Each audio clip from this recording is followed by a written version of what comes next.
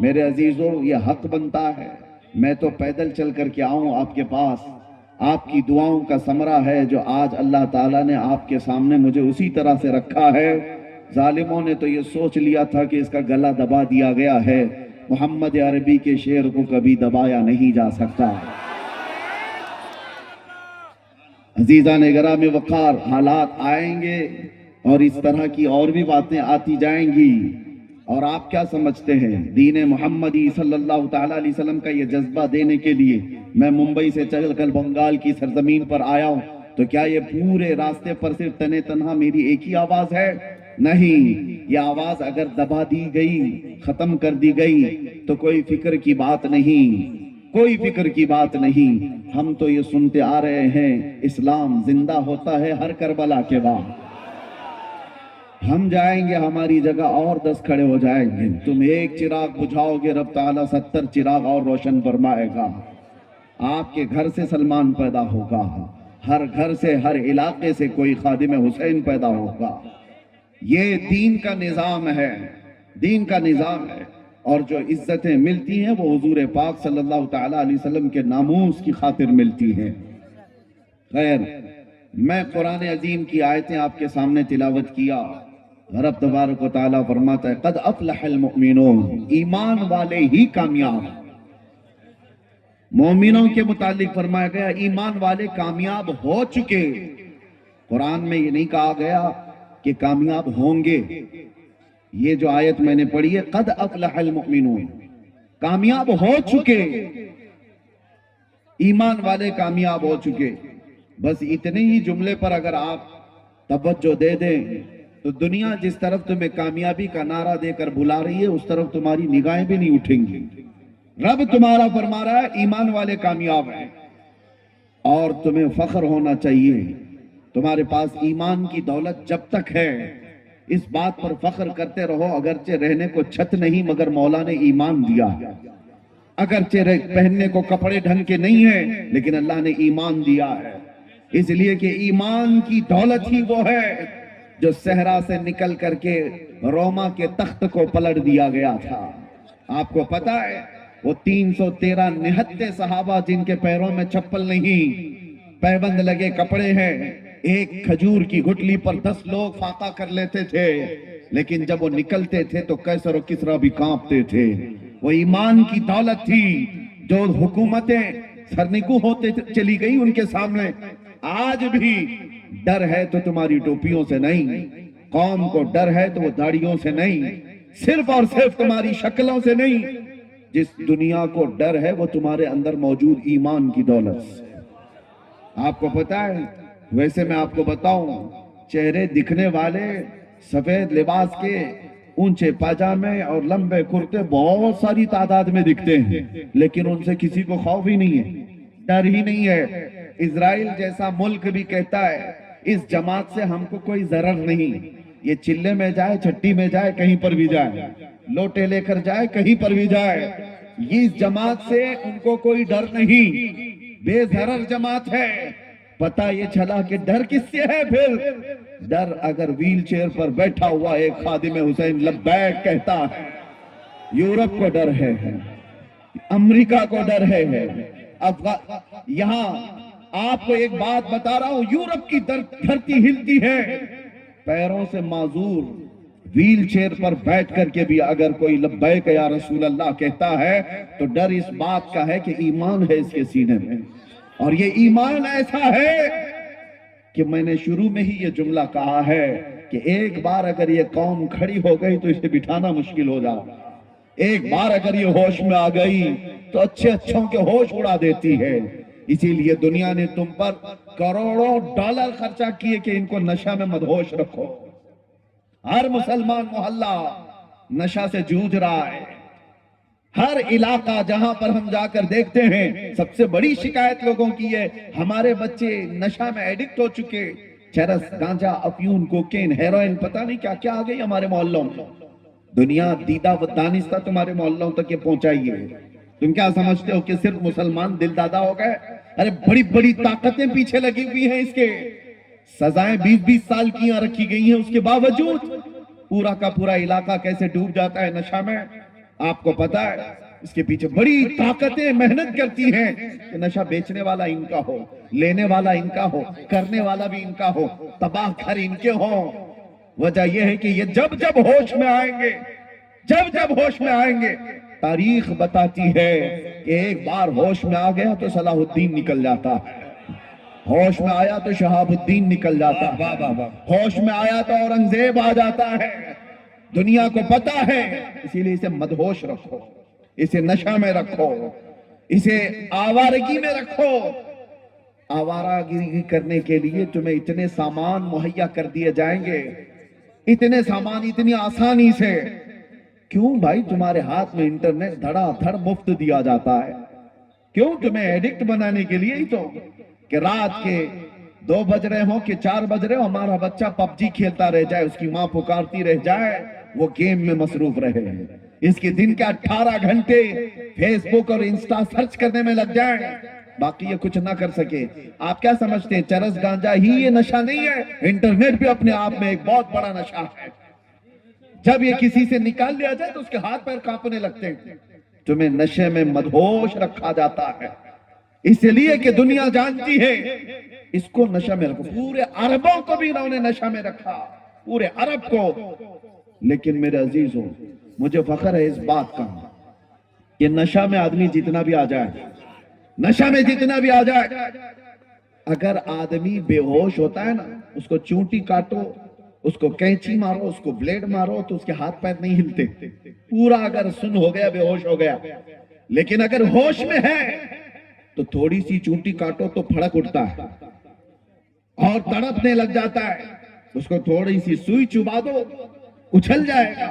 ہوش میں ہو تو دنیا جب کبھی اس قوم مسلم کو بے ہوش کرتی ہے تو آزما کے دیکھتی ہے ایک بار کہ پورا بے ہوش ہوئے کہ نہیں ہوئے، اور آزمانے کا طریقہ ان کا یہ ہے کہ تمہیں چاقو چوری مار کر کے نہیں دیکھا جاتا، ایک بار رسول اللہ کی گستاخی کر کے دیکھی جاتی ہے، کسی ظالم کتے کو کھڑا کیا جاتا ہے بھونکنے کے لیے، نبی آخر الزمان صلی اللہ علیہ وسلم کی شان میں بھونکو، اس کو فنڈنگ کی جاتی ہے، اس کو حکومت کی پہریداری دی جاتی ہے، سب کچھ، اور وہ بھونکتا ہے کہیں بیٹھ کر کے، اور پھر دیکھا جاتا ہے امت محمدیہ کو کہ یہ پوری بے ہوش ہوئی کہ نہیں ہوئی، پوری بے ہوش ہو گئی یا نہیں ہوئی، یہ آزمانے کے لیے کھڑا کیا جاتا ہے ہر دور میں۔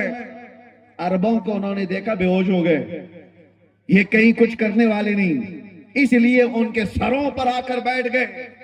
لیکن فخر ہے مجھے غریب نواز کے اس ہندوستان پر، یہاں پر بھی نشہ میں سالوں سے ہمیں مدہوش تو کیا گیا، اور پھر یہاں پر بھی چیک کرنے کے لیے کچھ پاکھنڈیوں کو کھڑا کیا گیا اور گستاخان رسول کو کھڑا کیا گیا، بھوکو محمد عربی کی شان میں۔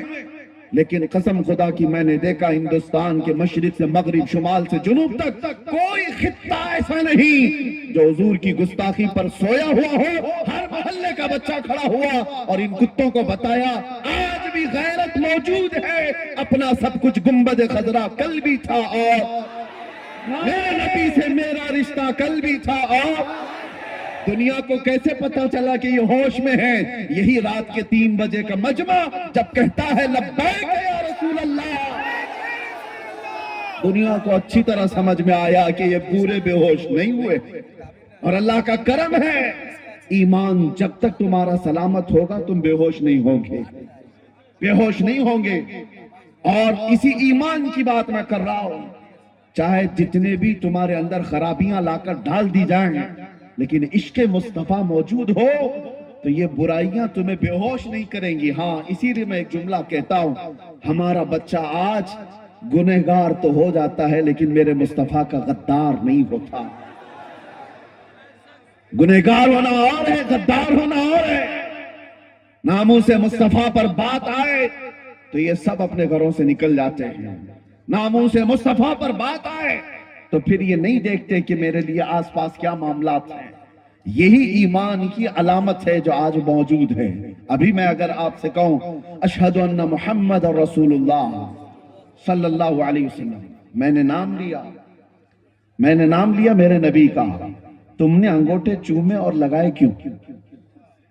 اپنے لبوں سے انگوٹھا چوما، اور آنکھوں سے لگایا. میں نے کہا تو نہیں کسی کو, میں نام لیتا ہوں آپ کے ہاتھ خود بخود اٹھتے ہیں.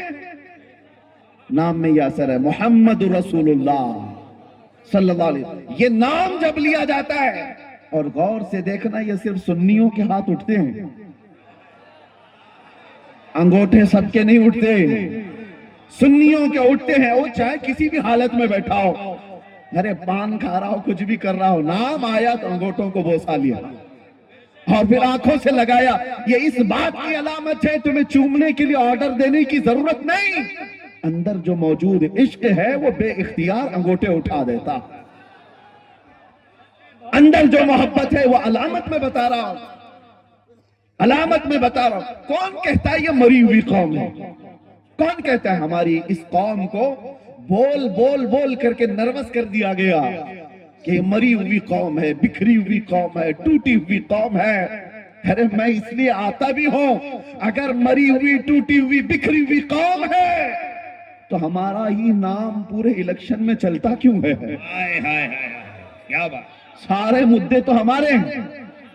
اور دجالی میڈیا کو ہمارے بغیر تو دکان بھی نہیں چل سکتی, ہمارے نام کے بغیر تو دکان بھی نہیں چلتی. 24 گھنٹے میں آپ دیکھو کسی کو بھی کھولو, ارے وہاں داڑھی تو دکھی جائے گی, ٹاپک تو کوئی ٹوپی دکھی جائے, کسی کا برقع دکھ جائے, کبھی مسجد کے مینار و منبر, قرآن کی آیتیں, کل ملا کر کے گرم کرنے کے لیے. بلکہ حد تو یہ ہے کسی چلتے پھرتے نیتا کو جو کوئی پوچھتا ہی نہیں, فیم لینا ہے, مشہور ہونا ہے, تو اسے ہمارے خلاف بھونکنا پڑتا ہے, ہمیں گالیاں دینی پڑتی ہیں. اسلام کو, قرآن کو جب بھونکتا ہے وہ مشہور ہونے کی کوشش کرتا ہے. میں سوچتا ہوں ارے تیرے پاس کچھ تھا نہیں جو بول کے مشہور ہوتا, تجھے مشہور ہونے کے لیے بھی میرے دین کا سہارا لینا پڑتا ہے. حضور کی ذات پر بھونکتا ہے اور ولن بننے کی کوشش کرتا ہے. لیکن ایک بات میں آپ کو بتا دوں, اس فیم میں اور اس فیم میں بڑا فرق ہے. گالی دے کر مشہور ہونے والا اور تعریف کر کے مشہور ہونے والا, دونوں میں بڑا فرق ہے. گالی دینے والا ایک بار دے گا, زندگی بھر چھپ چھپ کر کے گھومنا پڑے گا, اور تعریف کرنے والا کہیں چھپ کے بیٹھتا ہی نہیں, بلکہ اس کی تاریخ تاریخ تاریخ تاریخ. ہم نے دیکھا ہے تعریف کرو مصطفیٰ کی اور اس کے بعد چھپنے کا موقع ہی نہیں ملتا. ہم دیکھتے ہیں نہ ہماری رات ہے اور ہمارا دن بچا ہے, سب دے دیا, اور جہاں گئے ہزاروں کے مجمع میں تنہا گئے. وجہ کیا ہے؟ فرق ہے, یہی فرق ہے. آج سے میں کہتا ہوں جو ایمان کی دولت تمہارے پاس باقی ہے اس کو میں بتانا چاہتا ہوں. مرے نہیں ہو, مرے نہیں ہو, باقی ہو تبھی تو ذکر چل رہا ہے. ہمارا وجود ہے تبھی تو ہم گنائے جا رہے ہیں, اور وہ بھی چھوٹے موٹے لوگ تھوڑی نہ ہم کو گن رہے ہیں, بڑے بڑے لوگ گن رہے ہیں, بڑے بڑے لوگ ان کو شمار کرتے ہیں. میں کبھی کبھار سوچتا ہوں کہ بہت چھوٹے چھوٹے سے بچے بنگال کے آئے ہیں, تو جگہ جگہ ان کے ساتھ مار پیٹ, ان کو بھگانے کی کوششیں کئی علاقوں میں دکھتی. وجہ یہ ہے کہ بہاری ہونا یا بنگالی ہونا مسئلہ نہیں ہے, مسئلہ اس کا مسلمان ہونا. لوگوں کو یہ تکلیف کہ یہ مسلمان ہے, اس کو رہنے نہ دیا جائے. یہ سارے معاملات تمہیں جگانے کے لیے ہیں. دنیا یہ بتا رہی ہے کہ آج بھی ہم تم کو شیر ہی سمجھتے ہیں. ڈر کس سے لگتا ہے؟ ڈر کس سے لگتا ہے؟ ہاں, کتوں کو ہمیشہ شیر سے ڈر لگتا ہے, بتایا ہی جاتا ہے. آج بھی ہم, ڈرو مت, ہماری تقریر میں گھوم پھر کے کتا آ ہی جاتا ہے. نعرہ تکبیر, نعرہ رسالت, مسلک اعلی حضرت, شیر ہندوستان. میرے عزیزوں, آپ کو جو ڈرا رہا ہے یہ کہہ کر کے بکھری ہوئی ٹوٹی ہوئی قوم ہے, ان کی طرف توجہ مت کرو. آپ کے پاس جو چیز ہے اسے اچھی طرح سے معلوم ہے, اسے اچھی طرح معلوم ہے. نبی پاک صلی اللہ تعالیٰ علیہ وسلم پر مر مٹنے کا جذبہ جب تک تمہارے اندر سلامت رہے گا, جب تک باقی رہے گا, خدا کی قسم کبھی تمہیں روئے زمین سے پوری طرح مٹایا نہیں جا سکے گا, کبھی نہیں. ہاں ایک بات ہے, اس قوم کو مٹنا ہی چاہیے جو اپنے نبی کی عزت کے لیے سیریس نہیں، جو حساس نہیں، اس قوم کو تو جانا ہی چاہیے، چاہے وہ عالم کے لباس میں ہو، مفتی کے لباس